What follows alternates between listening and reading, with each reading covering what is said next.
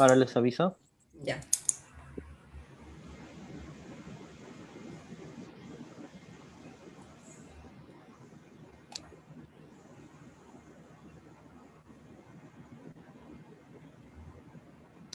Listo, ya estamos en vivo.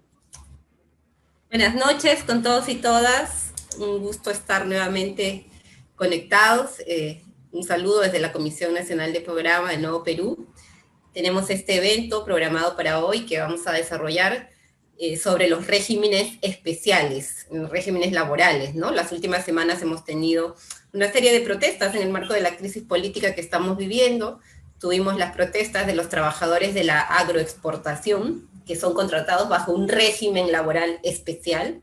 Tuvimos la protesta también de los trabajadores del régimen CAS, que es otro régimen especial, y así una serie de regímenes laborales que este marco constitucional ha permitido, precarizando sobre todo a los trabajadores, ¿no? Recortando derechos, en fin, creando una situación de inestabilidad y vulnerando derechos laborales que a la luz de este nuevo momento constituyente que se ha abierto con estas últimas protestas, manifestaciones, y también a la luz de este escenario electoral que ya se abre, donde los distintos candidatos empiezan a hacer ofrecimientos, queremos abordar este problema, esta situación desde una perspectiva jurídica y legal, y además desde los derechos de las y los trabajadores, con dos expositores que tienen una amplia trayectoria al lado justamente de los trabajadores, ¿no? Estoy con Javier Mujica, abogado especialista en Derecho Laboral, y Grace Vaquerizo, también abogada sanmarquina y ahora candidata al Congreso por Juntos por el Perú.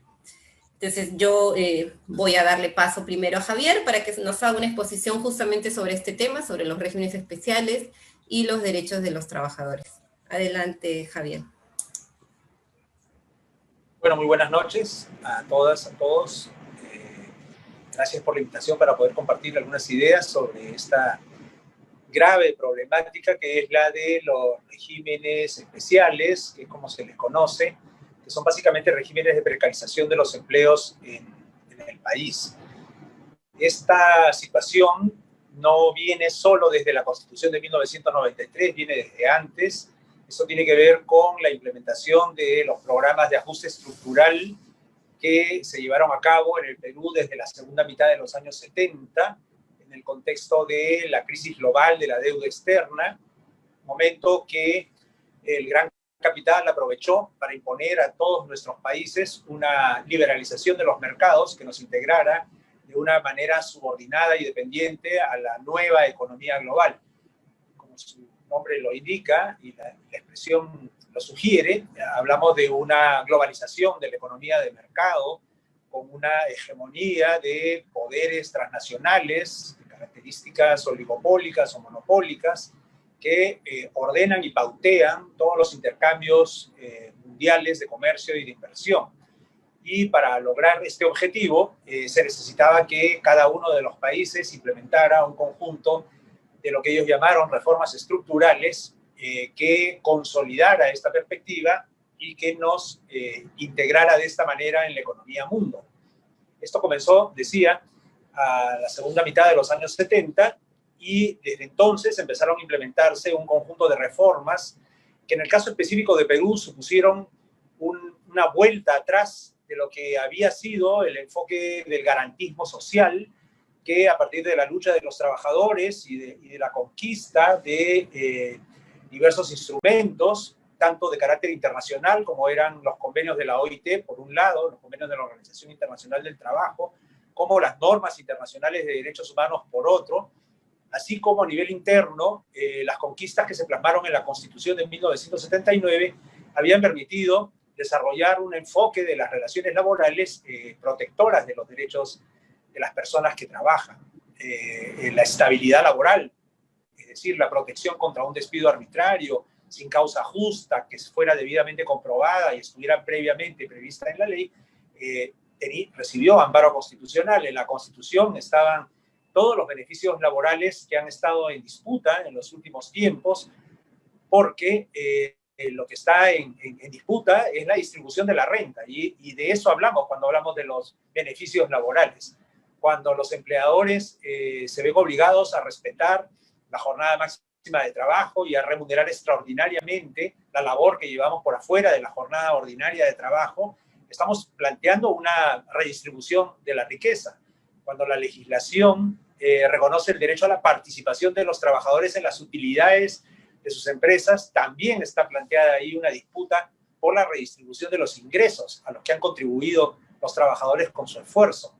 En general, todas las conquistas sociales y laborales hablan de esta redistribución del poder, que también es una redistribución de la riqueza y de los beneficios en favor de quienes la producen.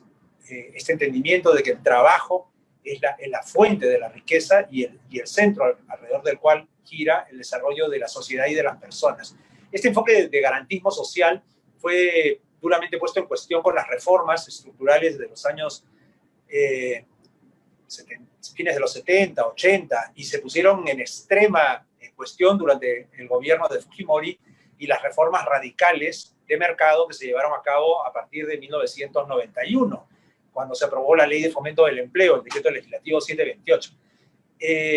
En general, todo esto ha permitido edificar un sistema de relaciones laborales en Perú que es extraño para el resto de países de América, porque nosotros somos uno de los poquitos países del mundo, y de América Latina en particular, que no cuenta con un código de trabajo, que no tiene una ley general del trabajo.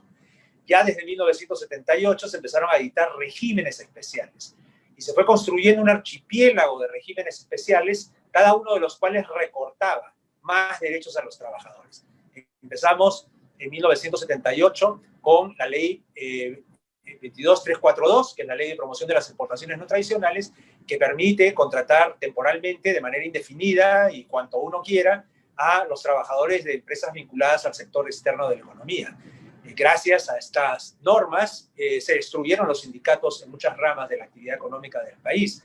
Posteriormente se dictaron también legislaciones durante el gobierno de Alan García, por ejemplo, la ley 24514, y durante el gobierno de Belaúnde y posteriormente, para desmontar la protección de la estabilidad laboral, entendiendo que el abuso de la contratación temporal, lo mismo que la desprotección contra un despido arbitrario, eran las armas que se necesitaban contra la estabilidad laboral para destruir los sindicatos. Y efectivamente eso ocurrió. Los sindicatos peruanos fueron demolidos, y donde antes había más de un 20% de la población económicamente activa organizada en sindicatos, hoy día en el sector privado no llegan al 5% los trabajadores que están incorporados en sindicatos.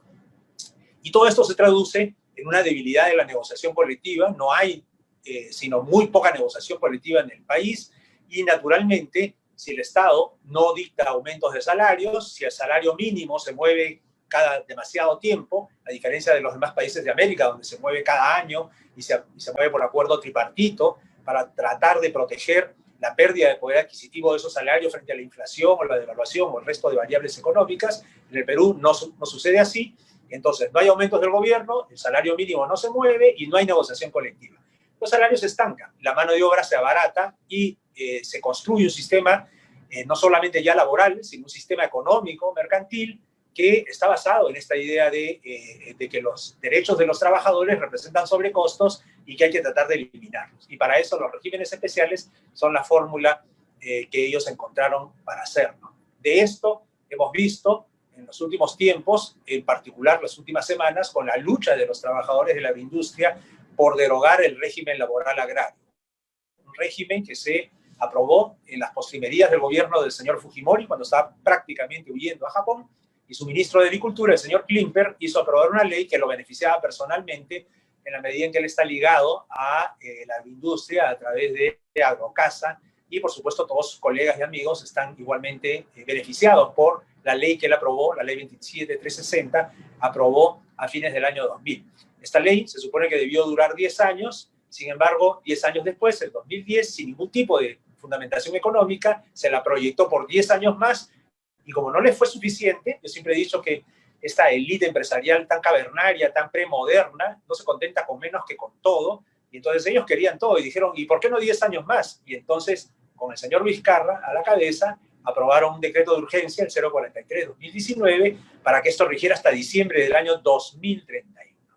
Miren ustedes, un régimen que reconoce menos derechos, que yo lo he analizado y comparado con legislación de otros países de América, los países más exitosos, los países que más exportan alimentos en América. Estoy hablando de México, de Brasil, de Argentina, de Colombia, de Chile. estos dos últimos con México, miembros de la Alianza del Pacífico, junto con Perú, en ninguno de esos países se trata de manera distinta a los trabajadores de la agroindustria. Su legislación está dentro del Código de Trabajo o de la Ley General del Trabajo y se les reconocen los mismos derechos que los demás trabajadores. Y cuando se hace alguna distinción es para darles más protección social, para que el empleador les dé alimentos, les dé transporte, les dé vivienda, les dé seguridad, les dé salud, les dé guardería, les dé casas cunas, les dé vacunas cuando trabajan en condiciones inclementes o riesgosas para su salud. Pero aquí no, es todo lo contrario. Entonces, estos regímenes ya creo que lo vamos entendiendo, son inaceptables y el Perú no se merece vivir con un marco de relaciones laborales que está privado de este enfoque garantista que es esencial en el derecho social y en el constitucionalismo moderno. En el constitucionalismo moderno, en el Estado democrático de derecho, democrático y social de derecho, el Estado no es un actor neutro. El Estado es un actor parcial con los que menos tienen, parcial con las poblaciones más vulnerables, parcial para poner equilibrio ahí donde se necesita equiparar la fuerza entre todos los sectores de la sociedad y poder permitir que todos podamos disfrutar de nuestros derechos humanos como nos corresponde, para vivir, como dice la Declaración Universal de Derechos Humanos del año 48, libres del temor a la opresión y con condiciones de vida dignas. Entonces, esta es la realidad que se ha materializado a través de este tipo de regímenes, la ley de promoción de las exportaciones no tradicionales, la ley del trabajo del hogar, por ejemplo, cuyas trabajadoras tenían menos gratificaciones, menos vacaciones, menos compensación por tiempo de servicios, menos indemnizaciones por despido que los demás trabajadores, igual que en la agroindustria, los contratos administrativos de servicios, de los que creo que va a hablar ahora Grace Bacarizo, el régimen de las trabajadoras de las conservas, por ejemplo, y los trabajadores de la micro y pequeña empresa, siempre esta idea absurda y extraña en el mundo civilizado de que quitar derechos a los trabajadores es la manera de caminar al desarrollo. Nosotros pensamos que es todo lo contrario y tenemos que remover los obstáculos que nos impidan establecer un régimen laboral apropiado para defender la dignidad humana. Esto habla de la necesidad de una reforma de la Constitución para que se garantice este enfoque, para que se garanticen estos derechos y para que podamos contar en el nivel subconstitucional, en el nivel legal, con un código de trabajo, con una ley general del trabajo que le reconozca derechos a todas y a todos, que es lo que nos merecemos. Esta sería una primera introducción al tema y creo haber usado más o menos el tiempo que me habían otorgado. Muy preciso, los 15 minutos exactamente. Gracias, Javier. Y creo que eso es fundamental. Fundamental lo que has planteado, ¿no? Creo que esta colusión entre legislación laboral y ganancias de los empresarios peruanos y de una élite empresarial que se resiste a garantizar derechos, ¿no? Que penaliza la sindicalización. Bueno, Grace también es dirigente sindical, entonces yo la voy a dejar a ella ahora con la palabra, y son 15 minutos también, Grace. Gracias, Anaí. Bueno, una excelente exposición que Javier nos ha estado explicando, nos ha estado comentando. Yo quería partir por señalar lo siguiente, ¿no? A raíz de la pregunta, ¿no? Regímenes especiales o regímenes precarios. Yo creo que con la introducción que ha hecho Javier queda claramente que los regímenes especiales en nuestro país se ha dado más que con la lógica de regular alguna actividad especial por sus características, se ha hecho fundamentalmente para abaratar costos, para beneficiar a cierto sector empresarial, ¿no? Y coincidentemente, por ejemplo, en este caso uno de los regímenes más antiguos y especiales son el régimen de exportación no tradicional, donde la estabilidad laboral no existe, ¿no? Donde están cada vez los trabajadores sujetos a contratos temporales, de por vida. No sé cuántas décadas, llevamos como 3 décadas, más de 3 décadas con ese tipo de contratos, y hasta ahorita, hasta el día de hoy, no se ha podido derogar ese régimen que precariza totalmente el empleo, porque sin estabilidad laboral difícilmente se puede impulsar una organización sindical, ¿no? Normalmente los trabajadores temen mucho afiliarse a los sindicatos por tener contratos temporales, ¿no? Esa es una de las relaciones de por qué en nuestro país no ha crecido los sindicatos, porque existe mucha precariedad en el tipo de contratos, y eso es un aspecto, el tema de la temporalidad. regímenes especiales para abaratar costos, como el caso del sector de agroexportación, ¿no? El recientemente derogado régimen de agroexportación, en el cual en un solo bloque te ponían, en una sola remuneración te incluían tu CTS, tu gratificación, o sea, en la práctica no gozabas, no se podía gozar uno de esos derechos porque ya te lo incluían en tu misma remuneración diaria, ¿no? Es como falsear los conceptos. Se supone que uno recibe una gratificación en especial en julio, en diciembre, ¿no? Para poder afrontar esta campaña de mayor movimiento en el mercado, ¿no? Por ser fiestas festivas, y así se conquistó el derecho a la gratificación, pero no lo tienes porque ya en tu régimen de agroexportación, para mejorar los sueldos que son muy bajos, te van incluyendo estos conceptos, ¿no? Para por lo menos convertirlo en algo atractivo, ¿no? Y si a eso se le suma que por naturaleza misma la agroexportación es una actividad temporal, termina pues siendo un régimen totalmente nefasto para los propios trabajadores, y hemos visto recién el grito de alto al abuso que han tenido estos trabajadores hace algunos días en Ica y en La Libertad, ¿no? Y el Estado, quien debería garantizar el cumplimiento de los derechos laborales, también practica bajo esa misma lógica el abuso laboral, porque el mismo Estado aprueba sus propios regímenes especiales, en muchos casos, como en lo que fue el régimen de la contratación administrativa por servicios, un régimen que nació en el año 2008 sin naturaleza laboral, ¿no? Las personas que han tenido antes de ese año contratos de SNP saben muy bien que ellos nacieron sin un contrato laboral. En su contrato decía específicamente que eran servidores administrativos, no civiles y no laborales. Y ese contrato se creó en el gobierno aprista, ¿no? Totalmente en lo que llamamos en derecho laboral podría ser una cuestión totalmente antinatural, ¿no? Porque el derecho era un contrato, evidentemente incluía prestación personal, pago y subordinación, o sea, los tres elementos del contrato de trabajo. Sin embargo, la misma ley señalaba que no era un contrato laboral. Posteriormente, en función también a los reclamos de los trabajadores, este régimen se constituye por una sentencia del Tribunal Constitucional como un régimen laboral especial, ¿no? Que tenía, en el año 2012, que tenía que tener prácticamente cada año ir contratando menos trabajadores CAS para pasarlos a un régimen estable, el cual hasta la fecha, como ustedes saben muy bien, no ocurrió. Por el contrario, se fueron aumentando más trabajadores CAS que tienen menos derechos y menos protección, por lo menos en estabilidad laboral, que sus pares de los trabajadores 276 o 728, dependiendo de la institución, ¿no? Entonces, el mismo Estado que debería garantizar, debería promover que se cumplan los derechos laborales, debería fomentar un piso mínimo y igualitario para todos los trabajadores, el mismo Estado también se crea sus propios regímenes para empezar a pagar menos, ¿no? Y si a eso se le suma, y esto es una situación aparte porque es un fraude laboral, la contratación por terceros, que sigue existiendo una gran cantidad de terceros que laboran en el Estado bajo las mismas condiciones de laboralidad, prestación personal, subordinación, remuneración, pago mensual, estaríamos hablando concretamente que el Estado sigue cometiendo fraude laboral, ¿no? Pero lamentablemente ese es el tipo de Estado que nosotros tenemos y que vemos que no puede velar por los derechos de otros grupos importantes de trabajadores como los que hemos mencionado.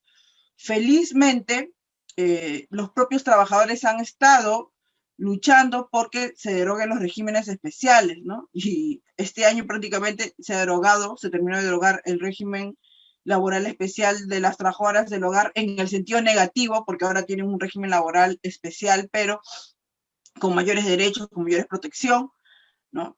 Ahora recientemente los trabajadores de agroexportación y los trabajadores CAS, ¿no? ¿Qué va a venir después de esto?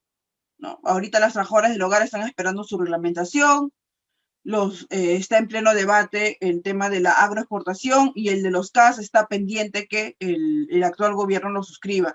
Pero pese a ese avance que es positivo, nosotros tenemos que ser conscientes, porque si no lo somos, estamos pecando de ingenuos, tenemos que ser conscientes que la clase política que ha estado durante años en el poder, más los empresarios, tienen esa lógica, tienen ese chip de que a menores derechos, ¿no? Se van a crear empleos, a menores derechos se va a fomentar la creación de la empresa. Tienen ese chip errado y lo van a seguir practicando. El mismo Vizcarra, que es aplaudido por muchos sectores de clase media para arriba, el mismo Vizcarra en el año 2018, el 31 de diciembre del 2018, aprobó lo que fue la Política Nacional de Competitividad, y en esa política nacional también se incluía esa lógica de abaratar costos para empezar a formalizar a los trabajadores. Mejor digan, pues, que elimina todos los derechos laborales para que pasemos a la formalización. Formalizar no quiere decir que legalicemos la precarización, señores. Lo que necesitamos aquí en nuestro país es que se reconozcan los derechos laborales que los trabajadores a duras penas se han ganado. Y la formalización tiene que tener un incentivo, pues, de otra forma, los incentivos tributarios, los incentivos también de reducir a veces los impedimentos administrativos que se generan al momento de querer inscribir una empresa, pero no puede estar cargándose encima de la espalda del trabajador todo el peso que se requiera formalizar, ¿no? No se puede estar poniendo a las espaldas del trabajador, ¿no? Todo ese peso que se necesita para empujar, querer hacer una empresa o querer formalizar los puestos en el Estado.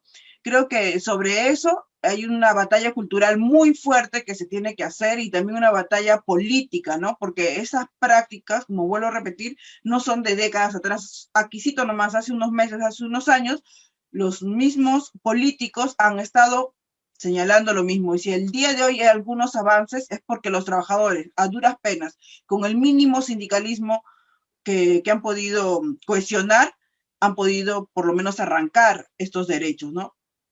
Bueno, yo lo dejaría ahí. De repente me he excedido también el tiempo, Anaí. No, muy bien. Yo creo que más bien estaba viendo algunos comentarios que están en el Facebook, como para también ir haciendo en esta ronda las preguntas, ¿no? Hay dos intervenciones que creo que ambos pueden comentar, y una dirigida a Javier especialmente. Una tiene que ver con los servicios, ¿no? Los servicios están en todas las ramas, los contratos están en los 3 meses, y en los 3 meses se van renovando, así es una práctica que ha trabajado el Estado, ¿no? La pregunta es, ¿debemos fortalecer las servicios o derogarlas?, dice. Y otra pregunta también que tiene que ver directamente con el tema servir, ¿no? ¿Cómo se puede mejorar servir desde la administración pública? Y para Javier especialmente, lo que tiene que ver con el marco constitucional, ¿no? Sabemos, Javier, tú también has trabajado desde el derecho constitucional. En este momento que decíamos se ha abierto un momento constituyente, muchos ya veníamos desde antes afirmando que era importante cambiar la Constitución, avanzar hacia una asamblea constituyente. Esta crisis política ha acelerado ese proceso, consideramos, ¿no? Y hay ya un debate abierto, ¿no? Las últimas encuestas del IEP, de CELAC, manifestaban que ya el 80% está de acuerdo en que se quiere cambiar la Constitución, ¿no? Ahí hay la mitad que prefiere algunas reformas fundamentales y el resto por una asamblea constituyente. Entonces estamos en ese proceso. ¿Cómo se inserta ahí lo laboral, los regímenes? ¿Cómo debería expresar este momento constituyente también los cambios a nivel de la legislación laboral? Entonces son esas 3 preguntas, 10 minutos, y luego vamos con las preguntas para Grace. Voy a tratar de contestar todas las preguntas. Les pido disculpas porque estoy viendo que dice su internet está inestable y cualquier cosa puede pasar. En primer lugar, yo quisiera destacar que la contratación temporal no es una figura extraña en el marco de las relaciones laborales en el mundo. Lo extraño es que se abuse de la contratación temporal para perjudicar a los trabajadores. Cuando yo estudié Derecho Laboral hace muchos años, era evidente que en el marco de una relación laboral caben las relaciones a plazo indeterminado, lo que nosotros llamamos estables, a plazo indefinido, y los contratos temporales. La regla tiene que ver con el llamado principio de causalidad, que es que a una labor propia del giro permanente del empleador le corresponde un contrato a plazo indefinido. A una labor que no es propia del giro permanente del empleador le corresponde un contrato temporal, porque va a ser una labor acotada a una obra, a un servicio que no corresponde a lo que hace el empleador normal.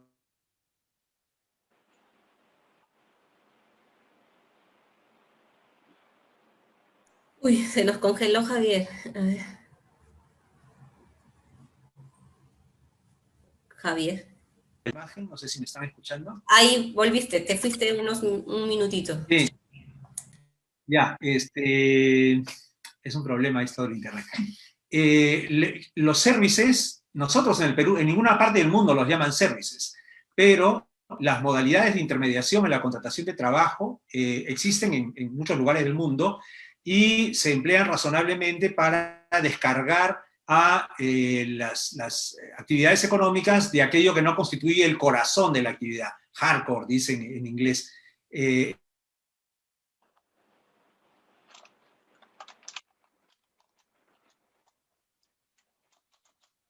sé si nos perdimos, pero esto quiere decir que si mi labor principal es la producción de algo, y yo tengo algunas actividades altamente especializadas que no entran dentro de mi función principal, yo estas funciones altamente especializadas se justificaría que las pueda contratar con un tercero, que no esté en mi planilla general. No necesito todo el tiempo esta función especializada y se justificaría una contratación.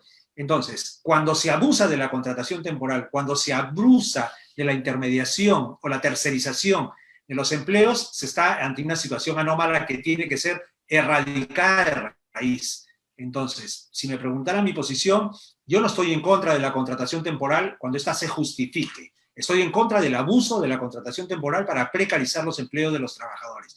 Yo no estoy en contra 100% totalmente negro o blanco de la intermediación laboral cuando ésta se justifica por la naturaleza accidental del servicio que se va a prestar y por su carácter probablemente altamente especializado, analizándolo caso por caso. La regla general es que no debe haber, por excepción podría ser. Naturalmente, lo que ha ocurrido en el país es que se han desnaturalizado todas las instituciones del derecho del trabajo y necesitamos recuperar lo que decía al principio, su enfoque garantista, su enfoque de equilibrio en la relación entre capital y trabajo, para procurar que el trabajo no sea interpretado como una mercancía, como una cosa.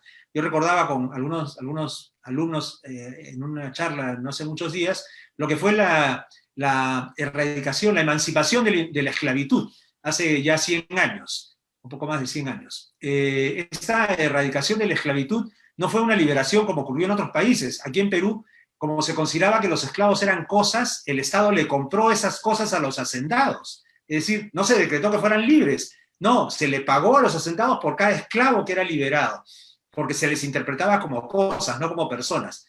No podemos permitir que a los trabajadores de hoy se los siga considerando eso, cosas, mercancías.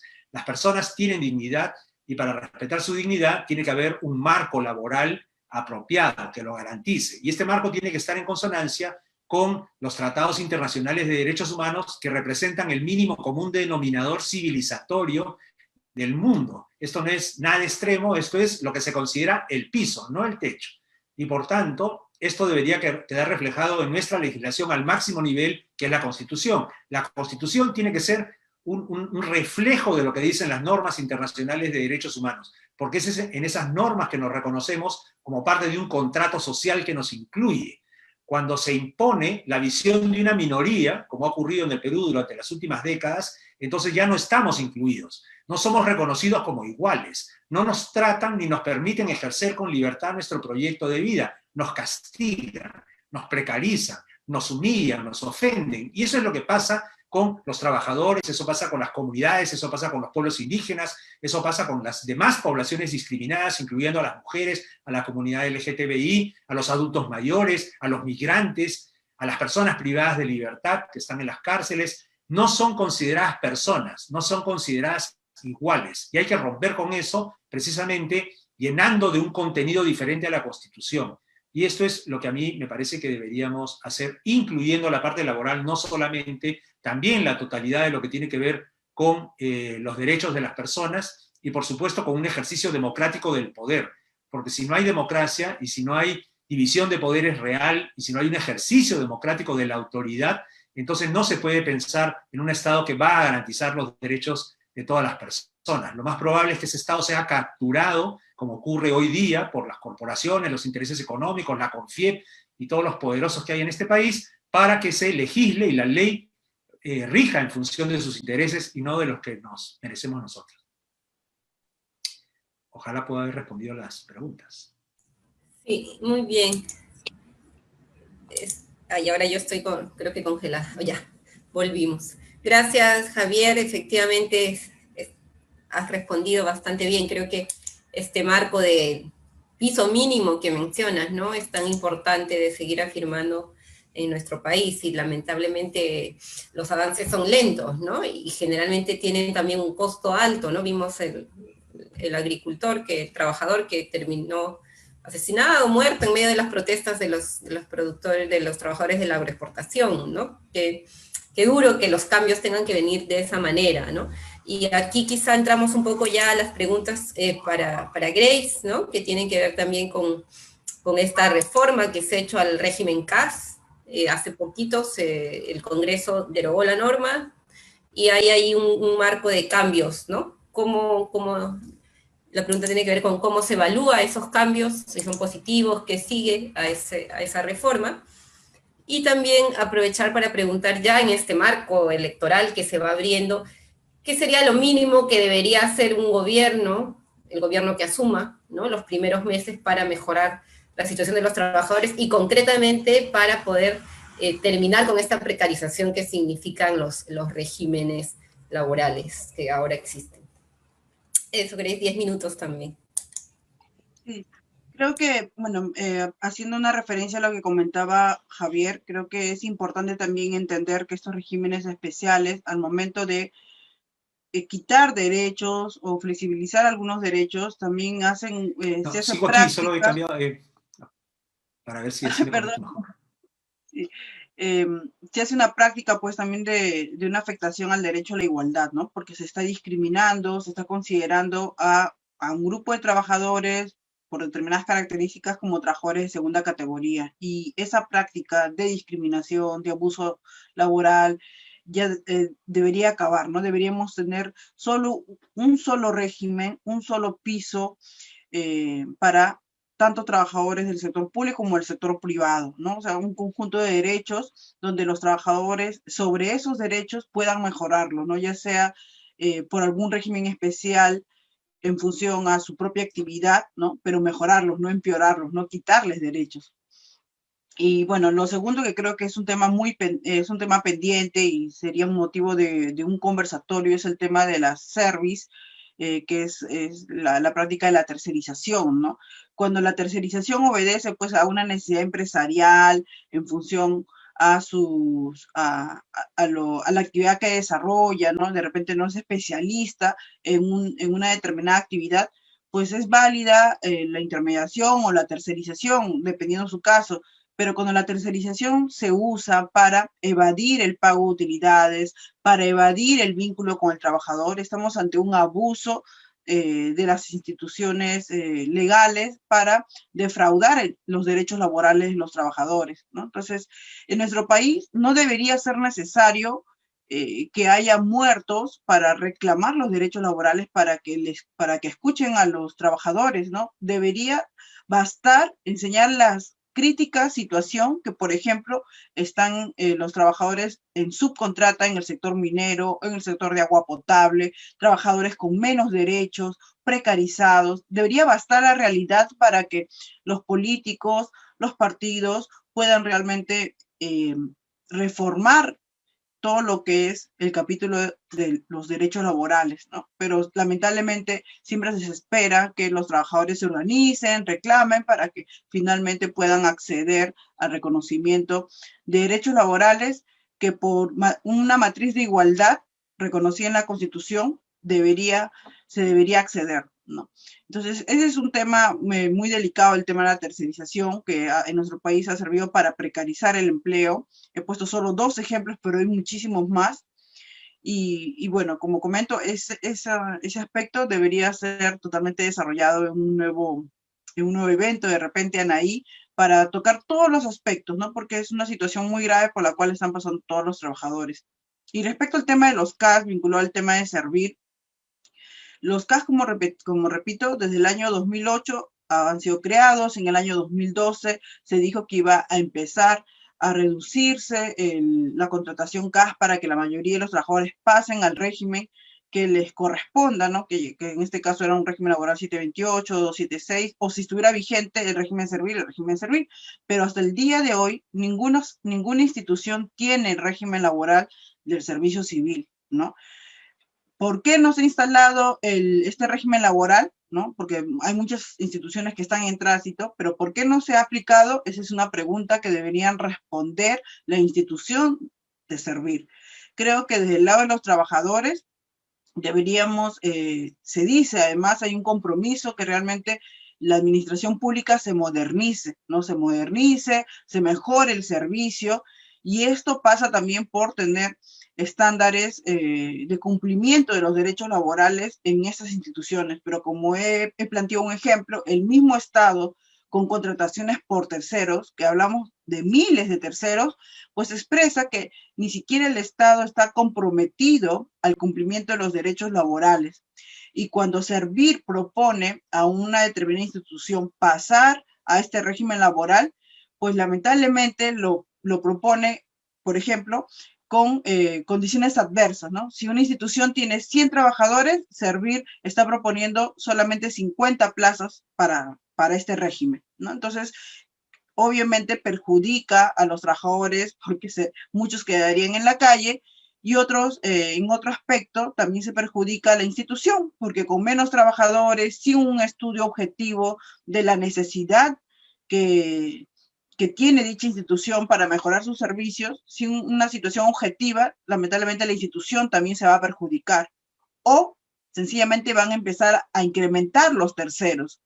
Ojo que con el gobierno de Fujimori se despidió por ceses colectivos a cientos, a miles de trabajadores, con el pretexto de que en la administración pública había un exceso de personal.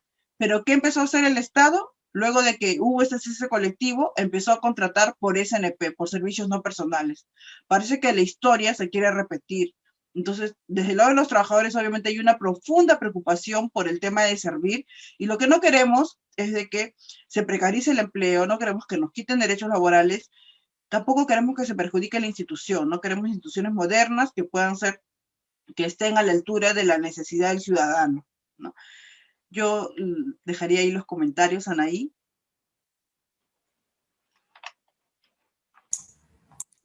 Gracias Grace, gracias Javier. Creo que ambos han dado una visión panorámica y a la vez profunda del problema, ¿no? Se trata de regímenes que precarizan, se trata también de impulsar una reforma mucho más integral, que como mencionaba Javier, tiene necesariamente un sustento constitucional, ¿no? Un proceso de reformas y cambios constitucionales. Yo quisiera agradecerles la participación en este programa, pese a las dificultades técnicas que nos han acompañado. Creo que ambos han dejado muy claras sus exposiciones, así lo manifiestan también los que han seguido la transmisión por el Facebook del Nuevo Perú. Y bueno, vamos a seguir seguro en contacto y compartiendo nuevos debates y discusiones y exposiciones. Muchas gracias, Grace, gracias, Javier. Seguimos. Gracias. Chao, Javier, gracias. Chao.